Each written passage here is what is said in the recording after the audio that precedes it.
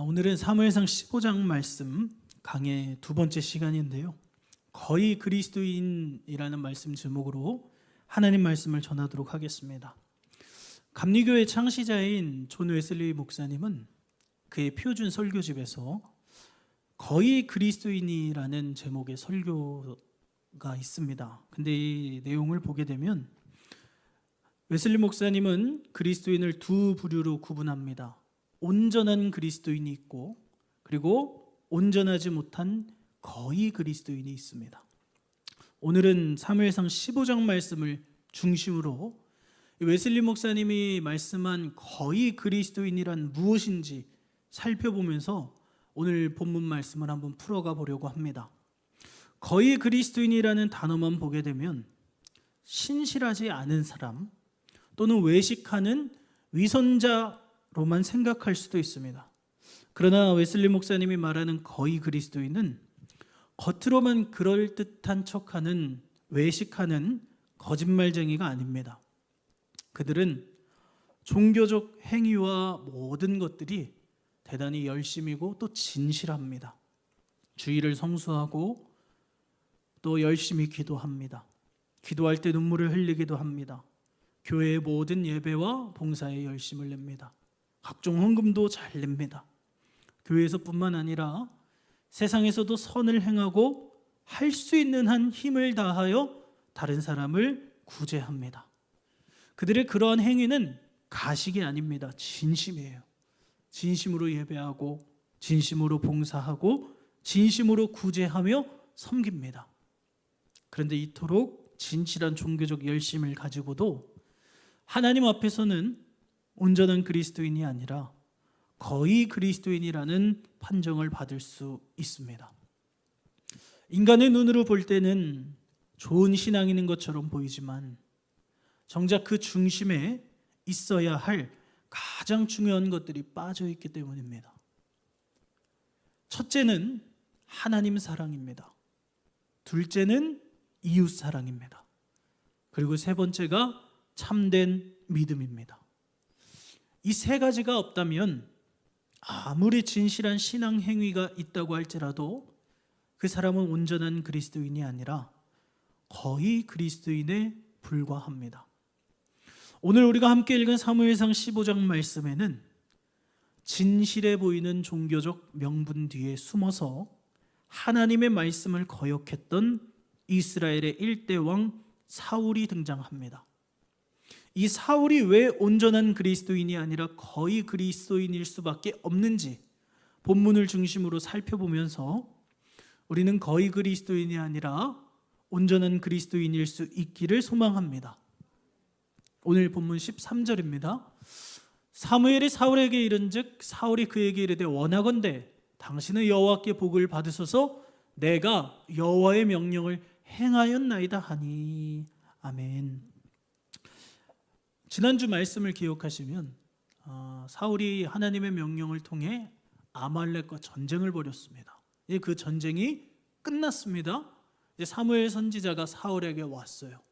그래서 사울이 이제 사무엘을 환영합니다. 원하건대 당신은 여호와께 복을 받으소서. 그리고 하는 말이 내가 여호와의 명령을 행하였나이다 이렇게 말해요. 그런데 지난주 말씀을 나눠서 알지만 사울이 하나님의 명령을 준행했습니까? 준행하지 않았습니다. 그럼 왜 사울은 이렇게 말할까요? 가식입니까? 거짓말입니까? 가식이 아니에요.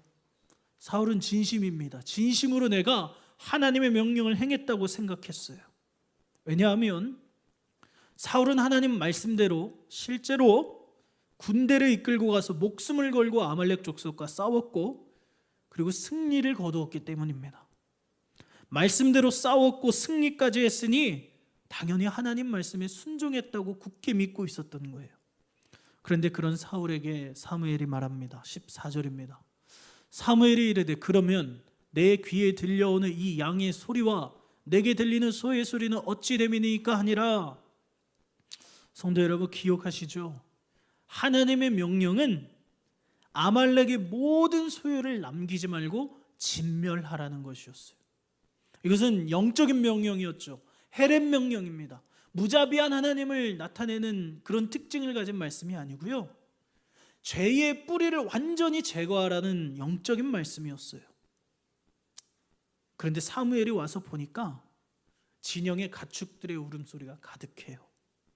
그러니까 사울이 가축들을 다 진멸하지 않았다는 거예요. 근데 사울이 뭐라고 할까요? 15절이에요. 사울이 이르되 그것은 무리가 아말렉 사람에게서 끌어온 곳인데 백성이 당신의 하나님 여호와께 제사하려 하여 양들과 소들 중에서 가장 좋은 것을 남김이요 그 외의 것은 우리가 진멸하였나이다 하는지라. 아멘. 사울이 제사라는 그럴듯한 명분을 꺼냅니다. 아이고 선지자님, 이게 그냥 저희가 일부러 그런 게 아니고요, 하나님께 좀 제사 드리려고 그러려고 남긴 거예요. 이렇게 얘기해요. 그러나 예배보다 중요한 것은 순종이라는 것을 믿으시길 바랍니다. 하나님께서는 분명히 진멸하라고 말씀하셨어요.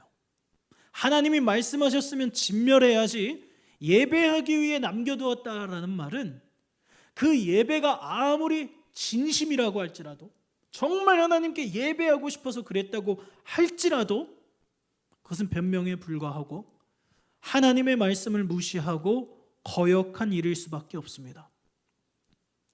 그리고 하나님의 말씀에 순종하지 않는다는 것은 하나님을 경외하지 않는다는 의미입니다. 하나님의 생각보다 내 생각과 내 뜻이 더 옳다고 판단하는 거예요. 그러므로 불순종은 하나님을 경외하지 않는 것이고, 하나님을 경외하지 않는다는 것은 하나님을 사랑하지 않는다라는 의미입니다. 우리가 하나님을 사랑할 때는 친구나 배우자를 사랑하는 것처럼 사랑하는 게 아닙니다. 친구나 혹은 배우자 아니면 이성 친구들은 내 판단이 옳다고 생각하면 내 뜻대로 행할 수 있어요. 충분히 그럴 수 있습니다. 그런데 우리가 하나님을 사랑한다고 할 때는 친구나 배우자를 사랑하는 것처럼 사랑하는 게 아닙니다. 부모님을 사랑하고 공경하는 자녀는 부모님의 말씀에 토를 달지 않습니다. 설령 부모님이 나이가 연로하셔서 이성적인 판단이 조금 어렵다고 할지라도 그것이, 그 부모님의 판단이 부모님을 해치는 것이 아니라면 부모님의 말씀을 거역하지 않는 것이, 그것이 우리가 알고 있는 부모님을 공경하는 자녀의 모습입니다. 그렇죠, 권사님?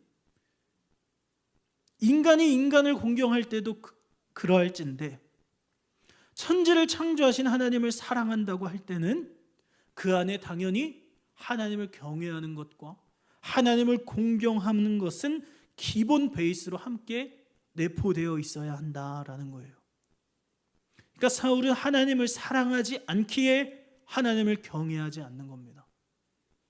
하나님을 경외하지 않으니까 하나님의 말씀에 순종하는 것보다 내 생각과 내 계획이 앞섰다라는 거예요. 그리고 지금 사울이 내세운 게 뭡니까? 하나님께 제사 드리기 위해서 그랬다고 말하고 있어요. 이게 바로 거의 그리스도인의 특징입니다. 아무리 제사 드리면 뭐합니까? 아무리 열심히 예배 드리면 뭐해요?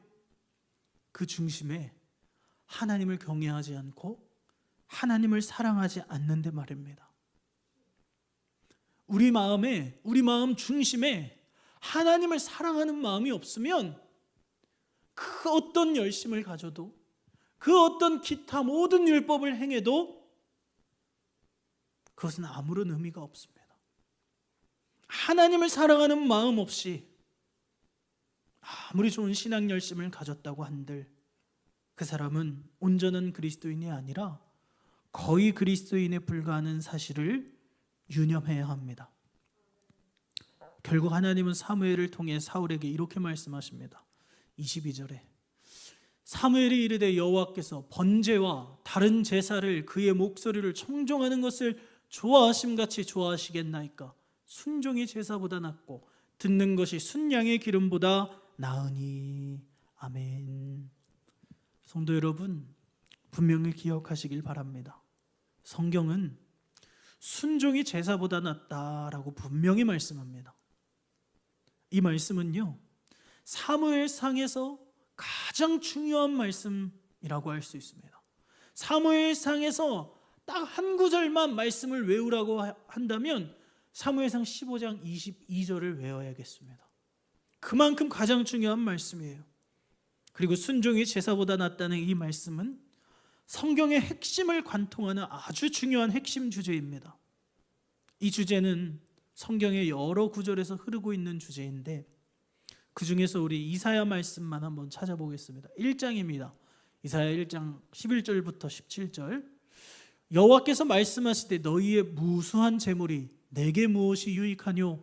나는 순양의 번제와 살진 짐승의 기름에 배불렀고 나는 수송아지나 어린 양이나 순염소의 피를 기뻐하지 아니하노라. 너희가 내 앞에 보이러 오니 이것을 누가 너희에게 요구하였느냐? 내 마당만 밟을 뿐이니라. 헛된 재물을 다시 가져오지 말라. 분향은 내가 가증히 여기는 바요. 월삭과 안식일과 대회로 모이는 것도 그러하니 성회와 아울러 악을 행하는 것을 내가 견디지 못하겠노라. 내 마음이 너희의 월삭과 정한절기를 싫어하나니 그것이 내게 무거운 짐이라. 내가 지기에 곤비하였느니라. 너희가 손을 펼 때에 내가 내 눈을 너희에게서 가리고 너희가 많이 기도할지라도 내가 듣지 아니하리니 이는 너희의 손에 피가 가득함이라. 너희는 스스로 씻으며 스스로 깨끗하게 하여 내 목전에서 너희 악한 행실을 버리며 행악을 그치고 선행을 배우며 정의를 구하며 학대받는 자를 도와주며 고아를 위하여 신원하며 과부를 위하여 변호하라 하셨느니라. 아멘. 하나님께서 백성들의 분향을 가증히 여기신다고 말씀하십니다. 뿐만 아니라 각종 제사와 절기, 예배 모두 견디지 못하겠다라고 말씀하세요. 그 이유가 무엇입니까?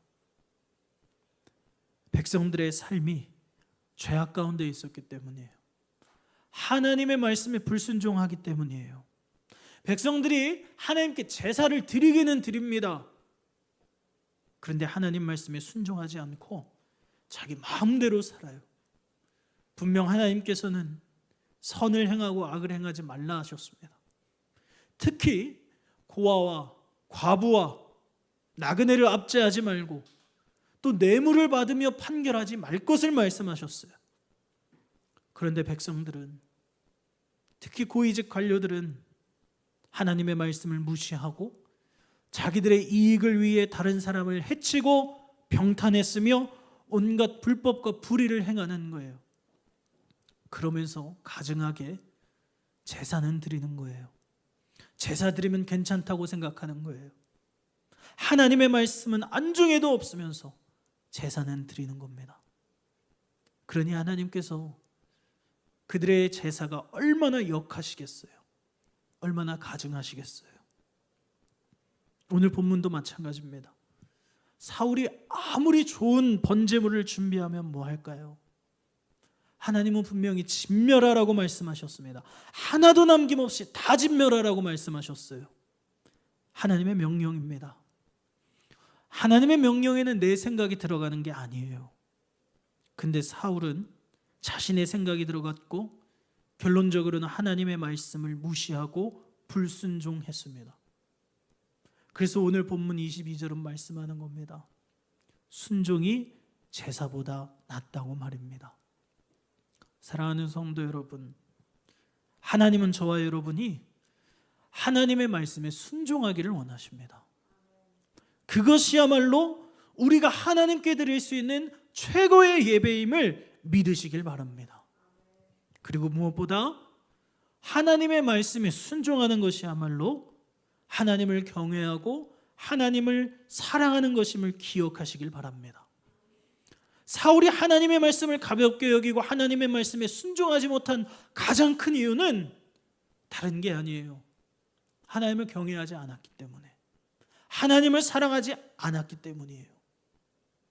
그러니까 사울은 왕이라고 할지라도 제사를 드린다고 하는 그런 그럴듯한 명분을 내세운다고 할지라도 거의 그리스도인일 수밖에 없다라는 거예요. 그리고 또 사울은 이웃 사랑도 부재했습니다. 24절입니다. 사울이 사무엘에게 이르되 내가 범죄하였나이다. 내가 여호와의 명령과 당신의 말씀을 어긴 것은 내가 백성을 두려워하여 그들의 말을 청종하였음이니이다. 아멘. 사울이 직접 고백해요. 내가 하나님의 명령을 깨트린 이유는 내가 백성을 두려워해서 그랬습니다. 아말렉과의 전쟁이 끝났습니다. 하나님은 분명 모든 것을 진멸하라고 하셨어요. 백성들이 보기에는 아말렉의 진영에 아직 쓸만한 가축들이 너무나 많이 남아 있었습니다. 전리품을 취하고 싶은 거예요. 군사들은 당연히 전리품을 취하고 싶었단 말이에요. 그런데 사울이 정말 하나님을 사랑하고 하나님을 경외했고 백성들의 말보다 하나님의 말씀을 더 청종했다면 백성들이 그런 요구를 할 때에 그들을 지엄하게 혼내고 하나님의 뜻이 무엇인지 가르쳤어야 합니다. 그런데 사울은 백성들의 눈치를 보느라 하나님의 말씀에 순종하지 못하고 백성들의 요구를 들어줍니다. 이 모습은 사람들의 눈치를 보고 사람들의 평판을 신경 쓰는 사울이라는 사람의 특징을 잘 보여주고 있는 모습입니다. 그런데 사울은 왕이라는 사실을 기억해야 합니다.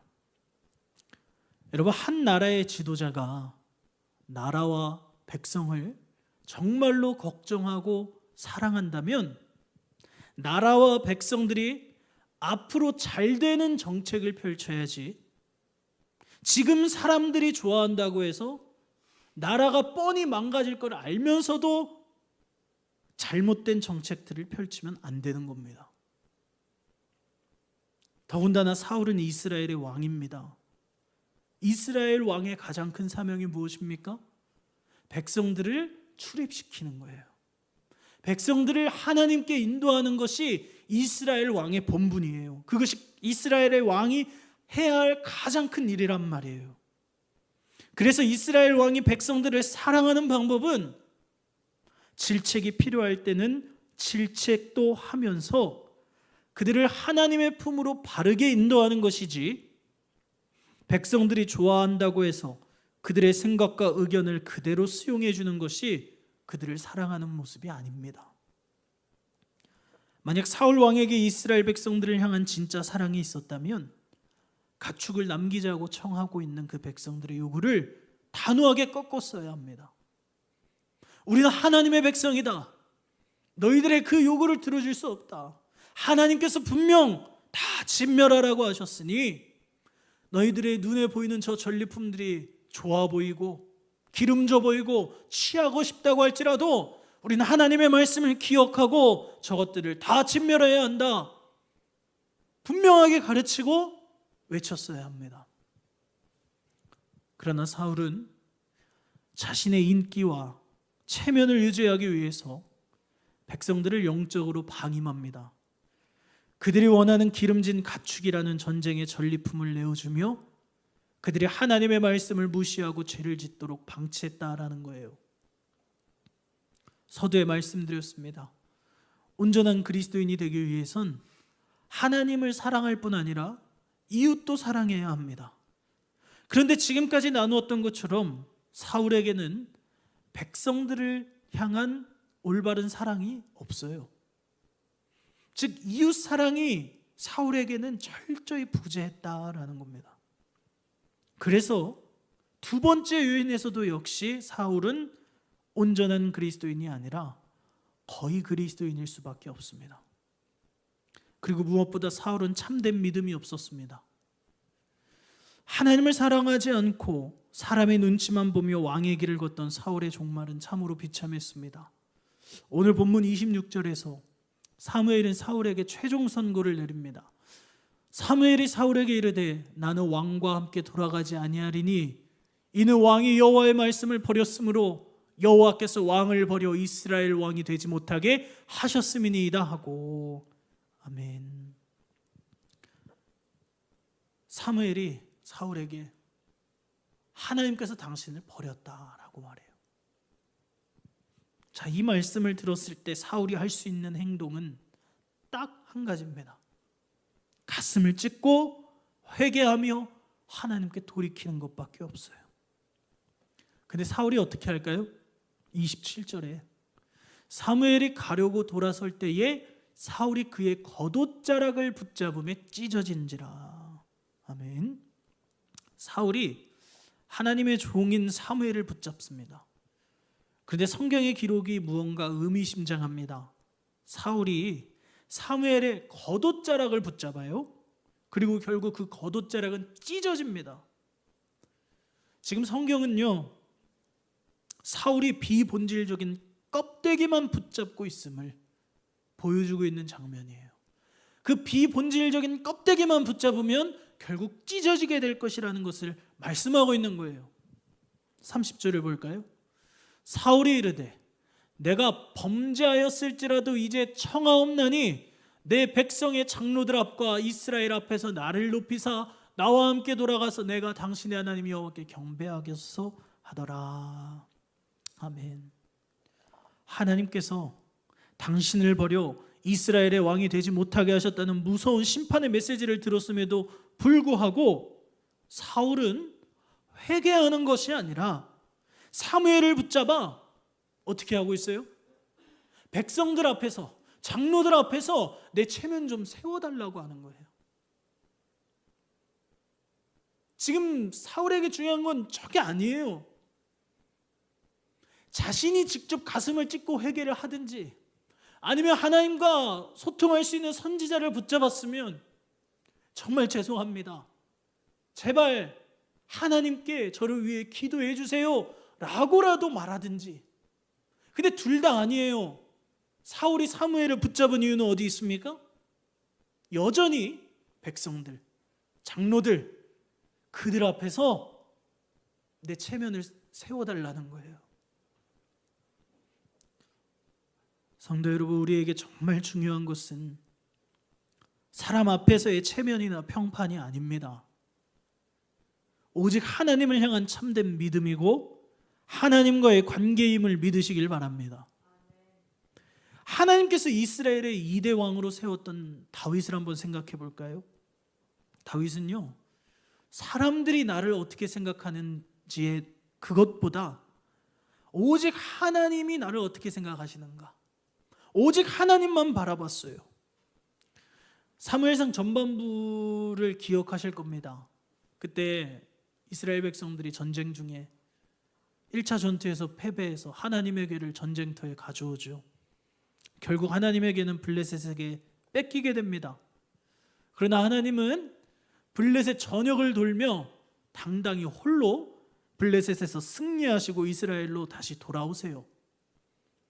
그런데 이 베세메스 사람들이 하나님의 궤를 함부로 여기고 모두 죽는 일이 발생하죠.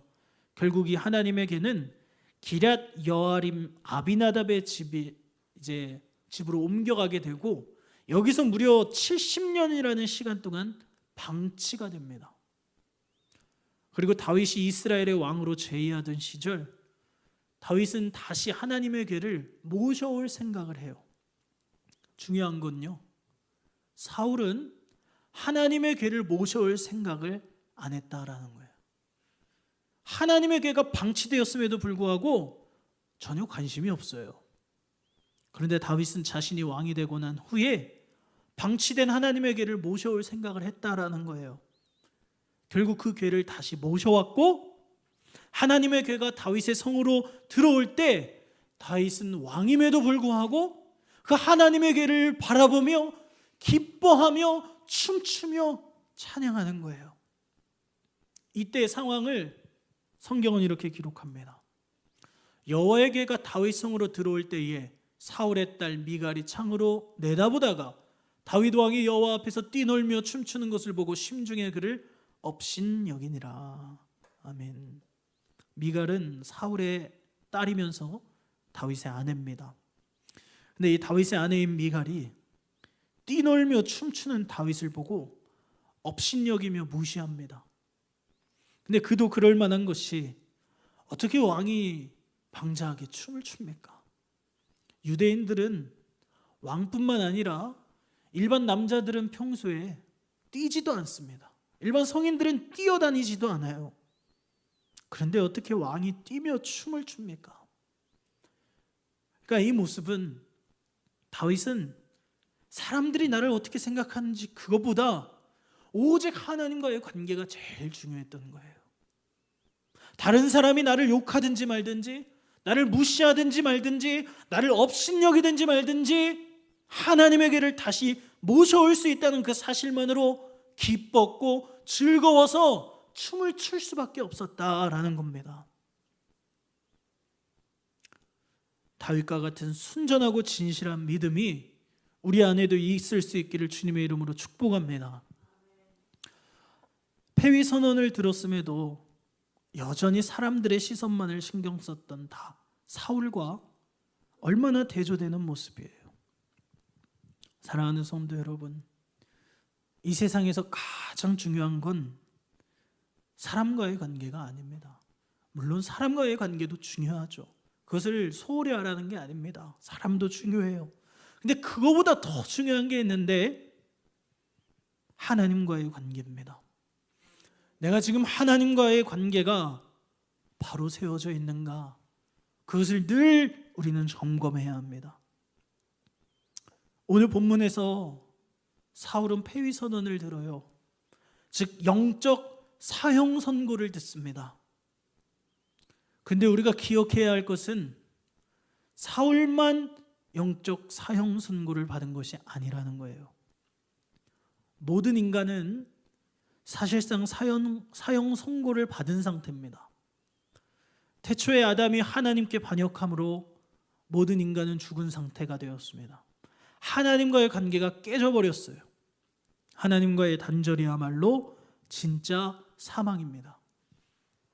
이 사망의 상태로부터 구원을 받을 수 있는 유일한 방법은 오직 하나입니다. 예수 그리스도를 믿는 거예요. 따라서 예수 그리스도를 믿는 참된 믿음이 없는 사람은 결코 온전한 그리스도인이 될 수 없고 거의 그리스도인에 불과할 수밖에 없다라는 사실을 기억하시길 바랍니다. 오늘 말씀을 정리하겠습니다. 우리 안에 아무리 진실한 신앙의 행위가 있다고 할지라도 가장 중요한 본질이 빠지면 우리는 온전한 그리스도인이 될 수 없습니다. 무엇이 신앙인들에게 가장 중요한 본질입니까? 첫째는 하나님의 사랑이고, 둘째는 이웃 사랑이며, 셋째는 그리스도를 향한 참된 믿음입니다. 그런데 오늘 본문의 사울은 하나님을 사랑하지 않았고 이웃을 사랑하지 않습니다. 그에게는 참된 믿음도 없습니다. 그러니까 진멸하라는 하나님의 말씀에도 불순종하고 백성들을 하나님께 바르게 인도하지 못했고 폐위 선언을 드렸음에도 불구하고 회개하지 못하고 끝까지 사람들의 눈치만 봅니다. 성도 여러분, 기타 신앙 행위나 조항들이 중요한 게 아닙니다. 설령 그것이 예배라고 할지라도, 주일 성수라고 할지라도, 헌금이라고 할지라도 그거보다 더 중요한 본질은 하나님의 말씀에 순종하는 것입니다. 그리고 하나님의 말씀에 순종한다는 건 무엇으로 귀결됩니까? 하나님을 사랑하고 이웃을 사랑하고 예수 그리스도를 구원자로 믿는 참된 믿음, 바로 이것이 하나님 말씀에 순종하는 방법입니다.